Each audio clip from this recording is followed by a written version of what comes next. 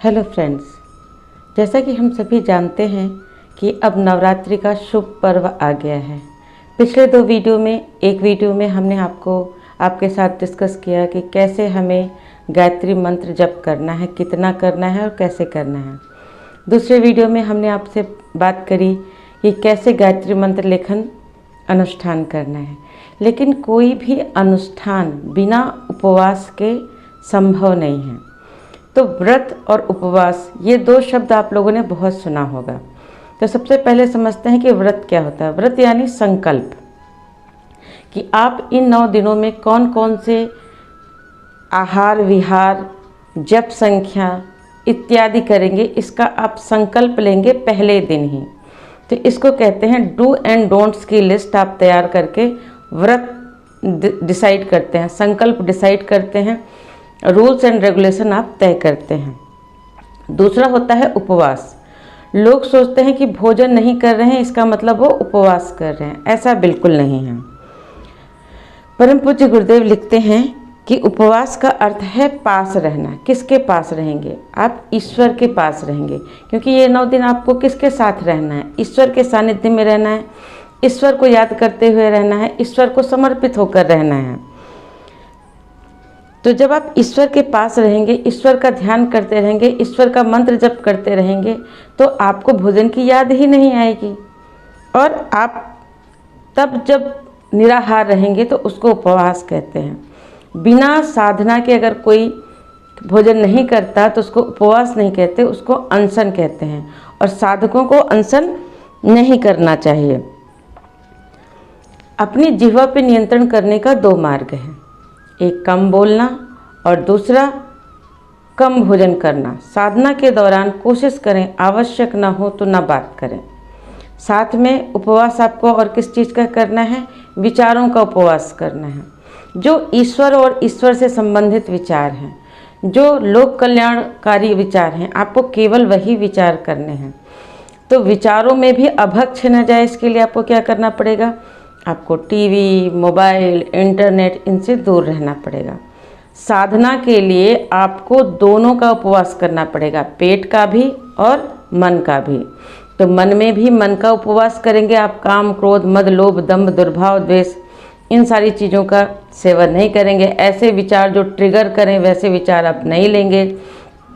कोई भी अच्छी पुस्तक का आप स्वाध्याय करेंगे, ईश्वर चिंतन में समय गुजारेंगे। और पेट के लिए आप क्या करेंगे? उपवास में परम पूज्य गुरुदेव ने जैसे बताया है कि यदि आप भूखे नहीं रह सकते तो आप क्या कर सकते हैं? अस्वाद व्रत रख सकते हैं। जैसे परम पूज्य गुरुदेव ने जितने भी अनुष्ठान किए हैं उसमें 24 वर्ष तक 24 लाख के महापुरुषों जो भी किए हैं उसमें उन्होंने अस्वाद व्रत किया था। आप भी अस्वाद व्रत कर सकते हैं। और क्या कर सकते हैं कि घर में जो भी बना है उसको एक समय ले लें, कोई भी एक समय निश्चित कर लें, वो ले लें और पूरे दिन ज़्यादा से ज़्यादा पानी पिएं। देखिए हमारा जो शरीर है वो 72% जल ही जल है, 12% पृथ्वी तत्व है, मतलब भोजन चाहिए, और उसको बाकी जो 6% और बाकी जितनी भी सिस्टम है उसमें उसको हवा चाहिए, ऑक्सीजन चाहिए। तो अगर आपको अपनी साधना के लिए अपने शरीर मन को व्यवस्थित करना है तो पानी कभी भी नल से डायरेक्ट खोलकर नहीं पीना है। पानी को हाथ में लेना है, उसको स्थिर रखना है। कोशिश करें कि आप अपने पीने का जल, अगर आपका पूजा स्थल जहाँ पर है वहाँ पर एक बड़ा जग भर के आप अपना पानी रख लें, थोड़ी देर वो स्थिर हो। पूजा साधना के दौरान 1 गिलास पानी लिया और उसमें गायत्री मंत्र 3 बार बोला और भावना करें कि ये जो जल हमारे भीतर जा रहा है ये हमारे अंदर असीम ऊर्जा उत्पन्न करेगा और हमारे अंदर हमारे शरीर मन को आत्मा को उच्च स्तरीय साधना के योग्य बनाएगा। और आपको क्या करना है कि उपवास के समय पर कुछ और विशेष सावधानी रखनी है। उपवास में ऐसा जो आजकल नवरात्रि के उपवास के नाम पर तला भुना, कुट्टू का आटा, कुट्टू की कचौरी, ये जो आप लोग खाते हैं वो व्रत नहीं उपवास नहीं कहलाता। वो एक तरह से आप ये कह रहे हैं कि एक फूड आइटम्स का आप रिप्लेसमेंट ढूंढ दिए। हम लोगों ने जब प्राकृतिक चिकित्सा की पढ़ाई कर रहे थे तो उस समय हमें पढ़ाया गया था कि जितने आयुर्वेद हो, चाहे प्राकृतिक चिकित्सा हो, चाहे एलोपैथ हो, चाहे दुनिया की कोई भी चिकित्सा पद्धति में आप जाएंगे तो आप पाएंगे कि जो उपवास है इससे हमारा पाचन तंत्र तो सही होता ही होता है, साथ में अगर आप अन्न नहीं देंगे, एक दिन पेट को छुट्टी देंगे तो वो रोगों को पचाता है। जो बढ़ा हुआ CPR होता है, ESR होता है, जो रोग कारक कई सारे निष्कासन बाधित होकर रखता है, अगर आप व्रत करते हैं, उपवास करते हैं तो ये आपकी क्लीनिंग की प्रोसेस को कंप्लीट करता है। आपका शरीर हल्का रहता है, आपका मन हल्का होता है और आपका साधना में मन लगता है। तो उपवास के अनेकों फायदे हैं। परम पूज्य गुरुदेव ने इस गुरुदेव की जो पुस्तक है जीवेम सदा सतः, उसमें भी परम पूज्य गुरुदेव ने उपवास पर एक बहुत अच्छा आर्टिकल लिखा है। एक आर्टिकल तो मैं इस वीडियो में के डिस्क्रिप्शन बॉक्स में आपको शेयर कर दूंगी, आप उसको ज़रूर पढ़िएगा कि उपवास के कितने सारे फायदे हैं। ये जो 9 दिन आप नवरात्रि में उपवास रखते हैं, आध्यात्मिक लाभ तो अनेक आपको मिलेगा ही मिलेगा। यदि आप नियम से नवरात्रि में उपवास रखते हैं तो आपको शारीरिक भी अनेक लाभ मिलेगा। आयुर्वेद कहता है कि यदि कोई बहुत ज़्यादा गरिष्ठ भोजन करता है तो उसकी बुद्धि धीरे धीरे मोटी हो जाती है, कुंद हो जाती है और वो निर्णय लेने में अक्षम हो जाता है। प्राकृतिक चिकित्सा कहती है, आयुर्वेद कहता है यदि आप हल्का भोजन करते हैं और आपकी अगर 100% भूख है तो आप उसमें केवल 40% उसको भोजन देते हैं, पेट हल्का रखते हैं, खाली रखते हैं। खाली का मतलब स्पेस, आसमान, आकाश तत्व। तो जब आप पेट को खाली रखते हैं, आकाश तत्व पेट के में अग्नि तत्व जितनी ज़रूरत है उतना भोजन पचा देगा, थोड़ा सा खाली रहेगा तो आपका 2.5 घंटे से ज़्यादा आपके पेट में वो भोजन नहीं रहेगा।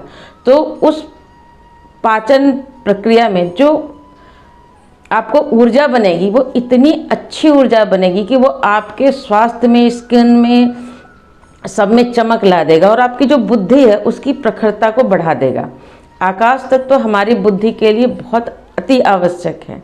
तो जो लोग गले से भर तक भोजन करते हैं ना, वो शरीर से मोटे होने के साथ साथ वो बुद्धि से भी मोटे और कुंद हो जाते हैं। तो इसलिए भोजन हल्का करें। यदि संभव हो, आपका बजट, आर्थिक स्थिति अच्छी है तो आप 9 दिन तक अधिक से अधिक नारियल पानी पी सकें और मिनिमम से मिनिमम फलाहार और एक समय थोड़ा सा कोई भी जो भी हल्का सुपाच्य हो वो खा लें।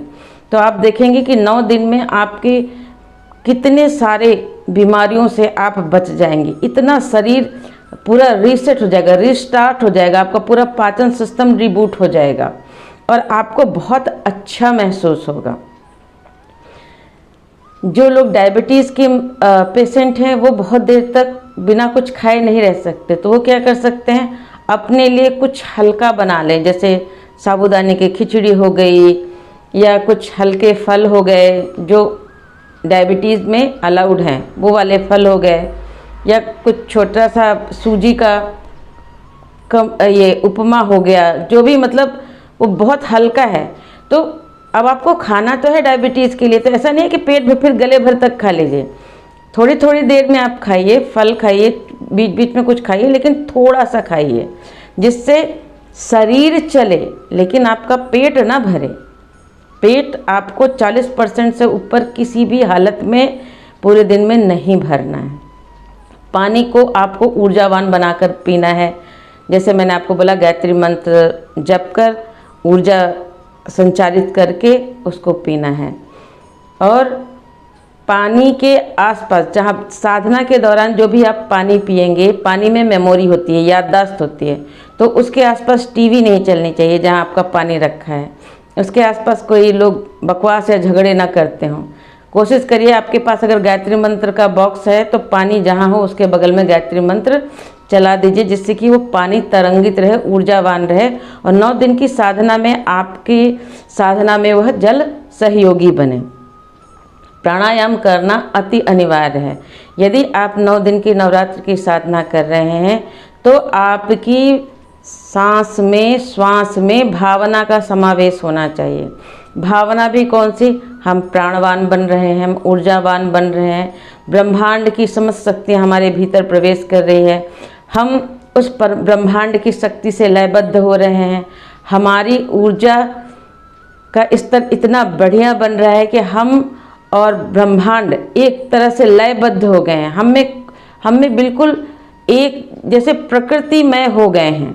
तो ऐसा हम जब अपने आप को लयबद्ध उस प्राण ऊर्जा से सन्निहित करेंगे तो आपको इतनी अधिक ऊर्जा महसूस होगी कि आपकी भोजन पर डिपेंडेंसी बिल्कुल ना के बराबर हो जाएगी। देखिए, केवल भोजन से ऊर्जा नहीं मिलती, ऊर्जा हमें कई माध्यम से मिलती है। 9 दिन की नवरात्रि में आप कोशिश करिए, अगर आपके फ्लैट सिस्टम में रह रहे हैं, धूप नहीं मिल रही है, तो आप बाहर निकल के थोड़ा धूप लीजिए। किसी न किसी माध्यम से अपने शरीर पर सूर्य की ऊर्जा को अवश्य पड़ने दीजिए। यह भी आपकी साधना में बहुत सहायक होगा। आप अपने शरीर स्वास्थ्य को देख लें, समझ लें, उसके हिसाब से ही अपने उपवास के नियम तय करें। यदि आपका ब्लड प्रेशर बहुत हाई है तो आप नमक छोड़ सकते हैं, बहुत लो है तो नमक नहीं छोड़ा जा सकता। उपवास के लिए आप कुछ क्रम ऐसे बना सकते हैं। प्रमोद शर्मा भैया मथुरा, गायत्री तपोभूमि मथुरा से, उन्होंने भोजन पर बहुत रिसर्च कर रखी है, प्राकृतिक चिकित्सा का भी उन्हें बहुत अच्छा ज्ञान है। तो उन्होंने ये सलाह दी है जो मैं आपके साथ शेयर कर रही हूँ कि घर में जो भी भोजन बना है वह पूरे दिन में केवल एक बार कर लें। यदि संभव नहीं है पूरा फलाहार में रहना तो आप ऐसा कर सकते हैं, या आप क्या कर सकते हैं, यदि संभव है तो आप केवल फलाहार और शाकाहार, शाकाहार में क्या है कि जो सब्जियां हैं उनको अच्छी तरह से धो लें, उनको हाफ बॉइल्ड करें, पूरा ना उबालें, हाफ बॉइल्ड करें, उसमें थोड़ा सा सेंधा नमक डाल लें और उसको 2 बार आराम से आप खा सकते हैं। तो फलाहार और शाकाहार लेकर कोशिश करें, कोई फलों का अगर रस की व्यवस्था मिल सकती है तो आप रस ले लें। अगर आप फलाहार कर रहे हैं और तो कोशिश करें अगर आप दूध ना पिएं, अगर आप फलों का जूस ले रहे हैं तो दूध ना पिएं उसके साथ तो बहुत अच्छा है, केवल रसों से ही आपको करने दीजिए, क्योंकि दूध एक तरह से गरिष्ठ होता है। अगर असली गाय का दूध नहीं मिल रहा है, आप भैंस का दूध ले रहे हैं या पैकेट बंद दूध ले रहे हैं तो वो दूध आपके लिए फ़ायदेमंद नहीं है साधना के लिए। अगर असली गाय का दूध मिल रहा है तो फ़ायदेमंद है। तो दूध की जगह छाछ वगैरह पिएं जो आपका सुपाच्य हो, गैस न बनाए और साधना में मददगार हो। अगर भोजन 2 बार करना ही पड़े तो आप क्या करेंगे कि एक खाने का और एक लगाने का, जैसे आपने एक रोटी तय कर ली 9 दिन के लिए और एक लौकी की सब्जी तय कर ली जो सुपाच्य है। एक दिन में एक कोई सब्जी जो सुपाच्य सब्जी हो, कम तेल मसाले की हो, बिल्कुल भी मतलब आपको जीने के लिए खाना है, खाने के लिए नहीं जीना है। और वो भी भोजन जितना आप रेगुलर करते हैं उसका हाफ ही खाना है। सम्यक आहार लें, ना तो बहुत स्वादिष्ट हो ना बहुत ही खाने खराब हो, जैसे कुछ लोग कहते हैं बिना खाने लायक ही ना हो, ऐसा भी नहीं करना चाहिए, बीच बीच का करना चाहिए। एक बार एक राजकुमार भगवान बुद्ध के पास आया, उसने बड़ी कठोर तपस्या शुरू कर दी, तो बीमार पड़ गया। तब भगवान बुद्ध ने कहा कि तुम बहुत अच्छा, मैंने सुना है सितार बजाते हो। बोले हाँ। बोले ले आओ, ले आए। बोले अगर मैं इसका तार ढीला कर दूं तो? बोले नहीं बजेगा। अगर बोले मैं बहुत टाइट कर दूं तो? बोले ये टूट जाएगा। बोले इसी तरह हमारा जीवन है, हमें अपने शरीर को उतना ही तानना चाहिए जितना अलाउड करता है। ऐसा नहीं है कि आप बहुत कठोर नियम कर दो हमारा शरीर ही न चल पाए। तो हमें सम्यक ध्यान रखना चाहिए। भगवान बुद्ध भी शुरू में बहुत कठिन तपस्या करने चले गए थे तो वो निरंजना नदी के किनारे बेहोश हो गए थे। तब एक सुजाता नाम की लड़की खीर लेकर आई थी, तब उनके जान बची थी। तब उन्होंने जाना कि हमें साधना के लिए शरीर भी चाहिए, तो शरीर की जितनी आवश्यकता है अति कम से कम आवश्यकता इसकी पूर्ति हमें 9 दिन करते रहना चाहिए। हम लोग गायत्री तपोभूमि मथुरा में प्राकृतिक चिकित्सालय है, वहाँ सब परिवार गए थे 15 दिन के लिए। हम अपनी बॉडी को डिटॉक्स कराने वर्ष में 1 बार जाते हैं। तो वहाँ पर हमने डॉक्टर अमृति थे जो प्राकृतिक चिकित्सा के एक्सपर्ट थे, तो उन्होंने हमें बताया था कि यदि आपको लंबा जीवन जीना है, निरोगी जीवन जीना है, तो आपको जो प्रकृति जिस रूप में दे रही है आपको उसको उसी रूप में लेना है। तो ये जो हमारी जल है, जब शरीर में अगर आपको साधना के दौरान या कभी भी अगर कहीं पर बहुत ज़्यादा दर्द होता है तो आपको एक बार उसमें ठंडी पट्टी और एक बार उसमें गीली पट्टी रखते हैं तो बहुत आराम आता है। पेट में वहाँ पर प्राकृतिक चिकित्सा में मिट्टी रखवाई जाती थी। तो आप लोग क्या कर सकते हैं कि ये जो साधना कर रहे हैं इस समय आप थोड़ा सा जल लेके गायत्री मंत्र अभिमंत्रित करके हल्का सा जल अपने पेट पर भी लगा लें और भावना करें कि यहाँ पर ऊर्जा क्षेत्र बन रहा है, ऊर्जा हमारी बढ़ रही है। अगर आप लोगों के पास समय हो तो एक बार अपनी बॉडी को डिटॉक्स कराने के लिए आप लोग गायत्री तपोभूमि मथुरा अवश्य जाएं। वहाँ पर प्राकृतिक चिकित्सा से अपने स्वास्थ्य को एक नई ऊंचाई दें, नई ऊर्जा दें। उपवास के क्रम में जल का सेवन करना अति अनिवार्य है। डॉक्टर अमृते ने भी हम लोगों को बताया था कि पहले के समय क्या था कि मौसम में बहुत आर्द्रता होती थी, पेड़ पौधे बहुत ज़्यादा थे और भोजन हम लोग जो लेते थे वो पानी वाला ज़्यादा भोजन होता था। अब आजकल का जो भोजन हो गया वो सूखा भोजन हो गया है। तो ऐसे समय में हमें ये ध्यान रखना चाहिए कि हम उपवास कर रहे हैं तो हमारी जल की आवश्यकता पूरी होते रहे। तो अगर आपको याद ना रहता हो तो आप एक एक घंटे में रिमाइंडर लगा लें और एक एक घंटे में थोड़ा थोड़ा पानी गायत्री मंत्र जप कर पीते रहें। पानी की कमी अगर आपके शरीर में नहीं होगी तो आपको बिल्कुल भी कमजोरी नहीं लगने वाली, आपका स्वास्थ्य उत्तम रहेगा और साधना में बहुत अच्छा मन लगेगा। शरीर के जो विजातीय तत्व हैं, जो आंतों में जमा मल है, वो बहुत अच्छे से साफ होगा और आपको बहुत अच्छा महसूस होगा। जिनको सर्दी खांसी की समस्या नहीं है वो नींबू निचोड़कर थोड़ा सा उसमें शहद मिलाकर भी पी सकते हैं। जो डायबिटीज़ के मरीज नहीं हैं वो थोड़ा सा शहद पानी में मिलाकर भी थोड़ा दिन में 1-2 बार पी लें, इससे भी उन्हें बहुत ज़्यादा फ़ायदा मिलेगा। तो उपवास में के नियम में हमने जो डिस्कस किया उसमें हमने जाना कि उपवास आयुर्वेद प्राकृतिक चिकित्सा के लिए भी बहुत उपयोगी है, अध्यात्म के लिए तो बहुत ज़्यादा उपयोगी है। यदि हमारा बहुत ज़्यादा भरा पेट रहेगा तो साधना में मन नहीं लगेगा और भगवान के पास हमारी पहुँचने की जो चेतना स्तर पे क्षमता है वह भी धूमिल हो जाएगी। अत्यधिक गरिष्ठ भोजन करने से हमारी बुद्धि कुंद हो जाती है, हमारा मन नहीं लगता, हमारा ध्यान नहीं केंद्रित होता। यदि हमारा पेट हल्का रहेगा, हमारे पेट में आकाश तत्व बना रहेगा, हम प्राणायाम प्रॉपर करेंगे, जल का समय पर सेवन करेंगे, पेट हल्का रखेंगे तो हमारा ध्यान भी अच्छा लगेगा, हमारा मन विचलित नहीं होगा और हमारी जो साधना है, जो हमारा लघु अनुष्ठान है 24,000 का, वह बहुत अच्छे से पूर्ण हो जाएगा। चमड़े की वस्तु का प्रयोग इस साधना के दौरान न करें।